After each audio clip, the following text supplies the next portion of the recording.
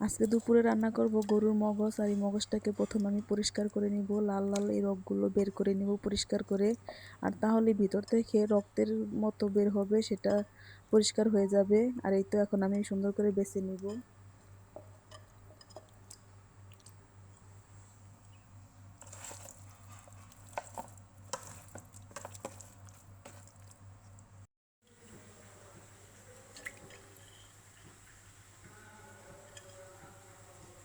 এখন দেখো পাড়ে পাড়ে সুন্দর করে বের করে এখন আমি এই যে রগগুলো বেছে নিলাম, এখন ধুয়ে নিব সুন্দর করে।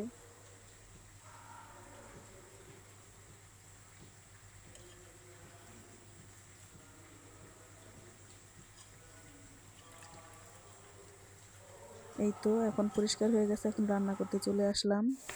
প্রথমে কড়াইতে তেল আর পেঁয়াজ দিয়ে কিছু মশলা দিয়ে দিব। তেজপাতা, শুকনা 2টা মরিচ, এলাচ, দারচিনি দিয়ে ভালোভাবে ভেজে নিব লাল লাল করে। এখন ভাজা হয়ে গেছে, এই তো এখন দিয়ে দিব আদা রসুন, হলুদ, মরিচ, জিরা, ধনিয়া সব কিছু দিয়ে এখন ভালোভাবে নেড়ে নিব। আর আজকে আমার বাসায় মরিচের গুঁড়া ছিল না, তাই একটু মরিচ পাটায় বেটে নিয়েছি। এই তো এখন সেই মরিচের বাটাটাও দিয়ে দিব।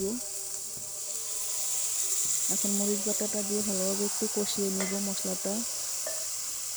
আর এইভাবে কিন্তু একটু পানি দিয়ে দিতে হবে, এখন না হলে মশলাটা পুড়ে যাবে। এই তো ওই মরিচের বাটিটা ধুয়ে একটু পানি দিয়ে দিলাম। আর আজকে মগজে আমরা কোনো পানি দিব না, এইটুকুই সামান্য একটু পানি দিব খালি কষানোর জন্য মশলাটা।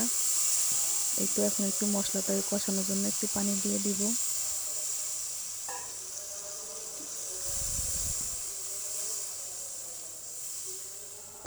এখন আমাদের মশলাটা খুব সুন্দর কষানো হয়ে গেছে।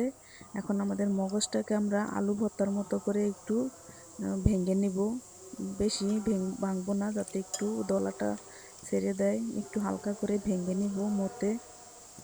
আর এখন এইভাবে আমি সুন্দর করে মতে দিয়ে দিব। এই তো এখন ভালোভাবে একটু নেড়ে চেড়ে দিব। আর কিছুক্ষণের মধ্যেই আমার মগজটা হয়ে যাবে। আমি এইভাবে রান্না করি, আমার কাছে খুব মজা হয়। আর তোমরা কারা কীভাবে রান্না করো আপুরা, কমেন্টে বললেও। আমি এইভাবে রান্না করি, আমার কাছে এইভাবেই ভালো লাগে। আর এক একজনের রান্না এক এক রকম, কিন্তু এইভাবে রান্না করলে আমার কাছে বেশি ভালো লাগে। আর এই তো আমাদের মগজটা এখন হয়ে গেছে, নামিয়ে ফেলবো। এখন আমি ভাত খেয়ে নেব মগজ দিয়ে। আজকে দুপুরের খাবারটা খুবই মজা হয়েছে। ধন্যবাদ সবাইকে, শুভ দুপুর। সবাই ভালো থেকো, সুস্থ থেকো, আল্লাহ হাফেজ।